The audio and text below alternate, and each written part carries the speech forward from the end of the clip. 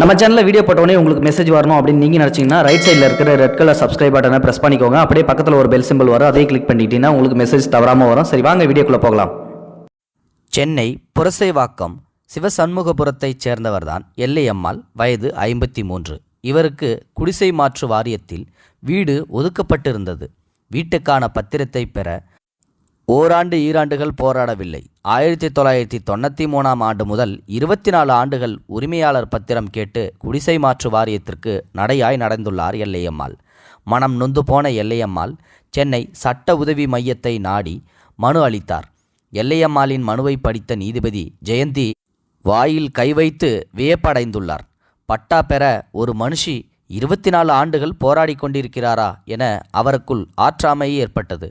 குடிசை மாற்று வாரிய அதிகாரிகளுக்கு ஃபோன் செய்து உடனடியாக ஆவணங்களை தயார் செய்து எல்லையம்மாளுக்கு வழங்க உத்தரவிட்டார் நீதிபதி.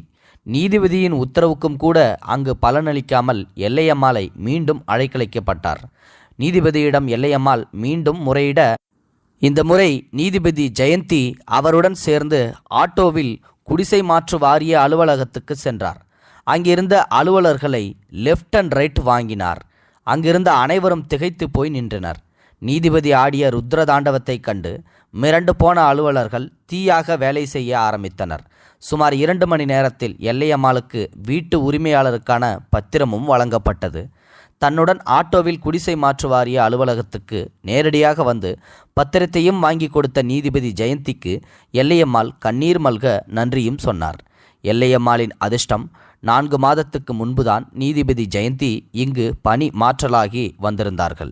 இதே போலத்தான் அஜித் நடிப்பில் சில ஆண்டுகளுக்கு முன் வெளியான சிட்டிசன் திரைப்படத்தில் அதிகாரிகளின் அராஜகத்தால் அத்திப்பட்டி எனும் கிராமமே அழிந்து போகும். கிட்டத்தட்ட அதற்கு இணையான ஓர் அழிவிலிருந்து காப்பாற்றப்பட்டிருக்கின்றது சென்னை திருமுல்லைவாயில் ஜெயா காலனி. இதற்கு காரணமான நீதிபதி ஜெயந்தியை நீதி தேவதையாகவே போற்ற ஆரம்பித்து விட்டனர் அந்த மக்கள். கிட்டத்தட்ட 60 ஆண்டுகளாக 1000க்கும் மேலான நரிக்குறவர்கள் வசிக்கும் 1.8 ஏக்கர் நிலம் தனக்கு சொந்தமானது என்று அம்பத்தூர் முன்சிப் நீதிமன்றத்தில் பாலு என்பவர் வழக்கு தாக்கல் செய்திருந்தார். 18 வருடங்களாக இழுபட்ட வழக்கில்தான் அந்த இடம் அரசுக்கு சொந்தமானது, அந்த மக்களே தொடர்ந்து அங்கு வாழலாம் என அதிரடியாக தற்போது தீர்ப்பும் அளித்திருக்கின்றார் நீதிபதி ஜெயந்தி. கிழிந்த உடைகளுடன் தினமும் காலையிலிருந்து மாலை வரை நீதிமன்றத்தில் காத்திருந்து நீதிக்காக போராடியுள்ளனர் அந்த ஏழைகள். ஆனால் மனுதாரர் தரப்பில் டாம் அண்ட் ஜெர்ரி ஓடிப்பிடித்து விளையாடுவது போல 18 ஆண்டுகளாக வழக்கு இழுத்தடிக்கப்பட்டது. காரணமில்லாமல் வாய்தா கேட்டு வழக்கை தள்ளி வைப்பதால் சட்டங்களை அந்த ஏழைகள் தங்களின் நண்பனாக கருதாமல் எதிரியாகத்தான் கருதுவார்கள். வழக்கை ஒரு நாள் தள்ளி போட்டாலும் கூட அந்த ஏழைகளின் ஒரு நாள் சாப்பாட்டில் மண்ணள்ளி போடுவதற்கு சமமாகும். இப்படியெல்லாம் நெத்தியடியாக இன்னும் பல கருத்துகளையும் தீர்ப்பில் ஜெயந்தி வெளிப்படுத்தி இருப்பது அவருடைய மதிப்பை பல கோடிகள் பல படிகள் உயர வைத்துவிட்டது. ஜெயந்தி அம்மா இந்த கோர்ட்டுக்கு வந்த பின்னதான் கோர்ட்டுக்குள்ளே எல்லாம் எங்களால் வர முடிஞ்சுதுங்க. அதுக்கு முன்னே இல்லை உள்ளே வரக்கூடாதுன்னு அதிகாரிங்க விரட்டி அடிப்பாங்க. ஜெயந்தி அம்மா தான் உள்ளே அனுமதிக்க சொல்லி என்ன பிரச்சனைன்னு அன்பாக அக்கறையாக விசாரித்தாங்க. எங்களையும் சக மனுஷங்களாக மதித்து பேசின முதல் மனுஷி என்று முகத்தில் நன்றியும் நிகழ்ச்சியும் ததும்ப பேசுகிறார் நரிக்குறவர்களின் பொதுநலச் சங்கத்தின் தலைவர் தனலட்சுமி. எப்போவுமே ஜெயந்தி இப்படி தாங்க, இல்லாதவங்களுக்காக இறக்கப்படுறது அவங்க ரத்தத்தில் ஊர்ன ஒன்று என்று சொல்லி நெகிழ்கிறார். அவருடைய கல்வி வழிகாட்டிகளில் ஒருவரான சென்னை பல்கலைக்கழக பொது நிர்வாகவியல் துறை பேராசிரியர் ரவிசங்கர். ஜெயந்தியோட பூர்வீகம் கன்னியாகுமரி மாவட்டம். படிப்புன்னா ஜெயந்திக்கு ரொம்ப பிடிக்கும். மனித உரிமையியல், இந்திய அரசியல் சட்டம், இன்டர்நேஷ்னல் லா, இப்படி 10க்கும் மேலான படிப்பு பட்டங்களை வாங்கியிருக்காங்க. 2 PhDயும் முடிச்சிருக்காங்க. என்னோட படிப்பு ஆர்வத்துக்கு காரணமே அப்பா ஐசக் தான். அவர் ஸ்கூலில் தலைமை ஆசிரியராக இருந்தவர். எங்களோட சாப்பாட்டை பற்றி கூட கவலைப்பட மாட்டார். யாராவது படிப்பு செலவுன்னு கேட்டால் போதும் கையில் இருக்கிற பணத்தை எடுத்து கொடுத்துருவார். அந்த ஆர்வம்தான் என்னையும் படிக்க தூண்டிக்கிட்டே இருக்குன்னு ஜெயந்தி சொன்னப்போ நான் அசந்தே போயிட்டேன். ரோட்டில் ஒரு சின்ன குழந்தை அழுக்கு சட்டையோடு போகிறத பார்த்தாலும் பக்கத்தில் அழைச்சி என்ன படிக்கிற, அப்பா அம்மா எங்கன்னு கேட்பாங்க. படிக்கலைன்னா அந்த குழந்தைய பள்ளிக்கூடத்தில் சேர்க்கறதுக்கான எல்லா முயற்சிகளையும் எடுப்பாங்க. டயானா அப்படிங்கிற திருநங்கை நோய்வாய்ப்பட்டு கவனிக்க ஆள் இல்லாமல் உடல்நிலை ரொம்ப மோசமாக கிடந்தாங்க.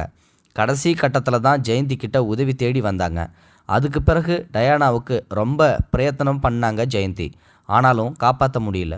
ராத்திரி 12 மணி கூட பார்க்காம ஆஸ்பத்திரிக்கு ஓடி போய் அடுத்து ஆக வேண்டிய வேலைகளையெல்லாம் ஜெயந்தி தான் செஞ்சு முடித்தாங்க. இப்படியெல்லாம் அவங்கள பற்றி சொல்லிக்கிட்டே போகலாம். அவங்களோட வேலை, படிப்பு, பொது சேவைன்னு பல விஷயங்களுக்கும் உறுதுணையாக இருக்கிறது கணவர் தேவதாஸ் தான். குடிநீர் வடிகால் வாரியத்தில் வேலை பார்க்குறாரு.